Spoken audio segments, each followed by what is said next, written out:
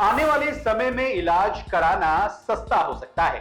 असल में केंद्रीय मंत्री नितिन गडकरी ने वित्त मंत्री निर्मला सीतारमण को एक पत्र लिखा है, जिसमें उन्होंने लाइफ इंश्योरेंस और मेडिकल इंश्योरेंस पर से 18% जीएसटी हटाने की मांग की है। उन्होंने सुझाव दिया है कि इंश्योरेंस प्रोडक्ट से जीएसटी हटाने से लोग अधिक संख्या में बीमा पॉलिसी खरीदने के लिए प्रोत्साहित होंगे, जिससे समाज में सुरक्षा की भावना बढ़ेगी और लोगों को आर्थिक सहायता मिलेगी।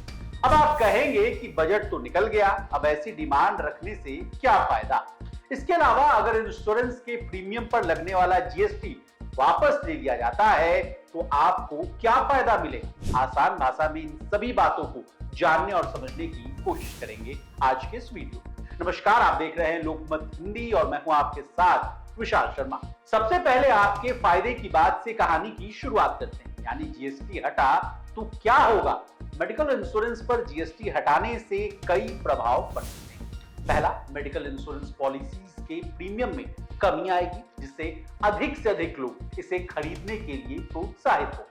दूसरा, अस्पतालों और अन्य स्वास्थ्य सेवाओं यानी सर्विसेज की लागत में कमी हो सकती है, जिससे चिकित्सा सेवा यानी सर्विसेज अधिक सस्ती हो जाएगी।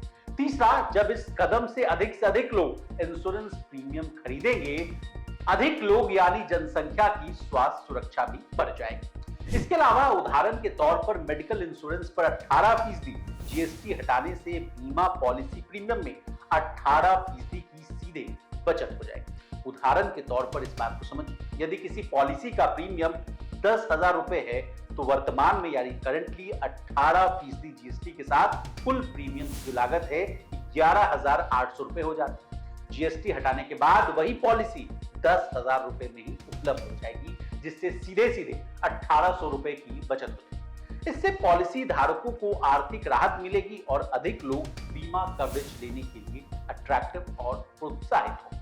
अब आइए चिट्ठी पर 28 जुलाई को लिखे अपने पत्र में सड़क परिवहन और राज्य मार्ग मंत्री नितिन गडकरी ने वित्त मंत्री निर्मला सीतारमण को कहा कि नागपुर मंडल life insurance corporation employees union ने मुझे इंश्योरेंस इंडस्ट्री से संबंधित मुद्दों के बारे में एक ज्ञापन सौंपा है और उसे आपके सामने उठाने का अनुरोध किया। यूनियन का मुद्दा life and medical insurance premium से जीएसटी वापस लेने के लिए संबंधित, दोनों में ही 18% की जीएसटी लग रही। लाइफ इंश्योरेंस प्रीमियम पर जीएसटी लगाना जीवन की अनिश्चितताओं पर टैक्स लगाने के समान। यूनियन का मानना है कि व्यक्ति जीवन की अनसर्टेनिटीज के जोखिम को कवर करने के लिए इंश्योरेंस खरीदता है, इसलिए उस पर टैक्स नहीं लगाना चाहिए। बता दें, नितिन गडकरी ने वित्त मंत्री निर्मला सीतारमण से इस विषय पर गंभीरता से विचार करने का भी आग्रह किया। उन्होंने कहा, आपसे अनुरोध है कि लाइफ और हेल्थ इंश्योरेंस प्रीमियम पर जीएसटी वापस लेने के सुझाव पर प्राथमिकता के आधार पर विचार करें। अब आप कहेंगे कि बजट तो निकल गया, अब जीएसटी खत्म करने का फैसला कैसे होगा। तो बता दें कि 4th यानी 54वां जीएसटी काउंसिल मीटिंग अगस्त के तीसरे हफ्ते में हो सकती है और इस बैठक में फैसला लिया जाएगा कि गडकरी द्वारा पेश किए गए मेडिकल इंश्योरेंस पर से 18% जीएसटी हटाना मंजूर किया जाए या नहीं। अगर फाइनेंस मिनिस्टर गडकरी के इस प्रस्ताव पर मुहर लगा देती है तो मेडिकल इंश्योरेंस सेक्टर के अलावा देश की जनता जो मेडिकल इंश्योरेंस को खरीदती है उसको बड़ी फौरी राहत मिलेगी। हेल्थ इंश्योरेंस प्रीमियम पर लगाए जाने वाले जीएसटी को हटाने की मांग पहली बार नहीं की गई। इस साल जून में confederation of general insurance agents association of India ने सरकार से व्यक्तिगत रूप से मेडिकल पॉलिसीज पर जीएसटी को 18% से घटाकर 5% करने की अपील हुई थी। गैर जीवन बीमा एजेंटों के निकाय ने कहा कि इससे लोगों को सामाजिक सुरक्षा के उपाय के रूप में इन पॉलिसीज को खरीदने के लिए प्रोत्साहित करने में मदद मिलेगी। निकाय ने यह भी कहा कि बीते 5 साल में हेल्थ इंश्योरेंस का प्रीमियम लगभग 2 गुना हो गया। एसोसिएशन ने सीतारमण को लिखे अपने पत्र में कहा कि प्रीमियम दरों में लगातार बढ़ोतरी और बढ़ती मेडिकल महंगाई की वजह से पॉलिसी रिन्यू दरों में गिरावट हो रही।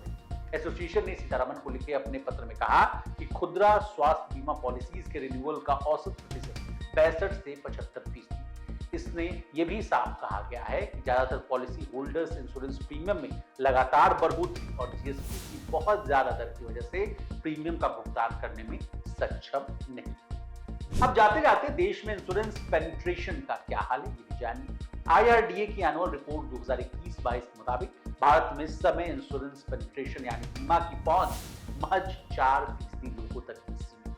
लाइफ इंश्योरेंस में तो ये 3% है, जबकि नॉन लाइफ इंश्योरेंस में ये 1% है। इसके उलट ग्लोबल एवरेज 7%। भारत में परंपरागत तरीके से लाइफ इंश्योरेंस की भारी भागीदारी साल 2021 के दौरान में लाइफ इंश्योरेंस की हिस्सेदारी 76% थी, जबकि दुनिया भर में लाइफ इंश्योरेंस की हिस्सेदारी महज 43.7% ही है, यानी 44%। दुनिया भर में इंश्योरेंस बिजनेस के हिसाब से भारत का स्थान 10वें स्थान पर हो गया है।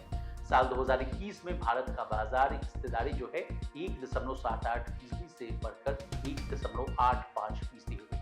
यही नहीं, इस साल इंश्योरेंस प्रीमियम में भी 13.46% की बढ़ोतरी दिखी। लेकिन भारत जैसे चुनिंदा देशों में शामिल है जहां बीमा प्रीमियम पर 18% की जीएसटी वसूली जाती है। बता दें, इंश्योरेंस पर जीएसटी लागू होने पर 15% टैक्स लगाया जाता है, लेकिन जब से जीएसटी लागू हुआ है यानी 1 जुलाई 2017 से ये 18% वसूला जा रहा है।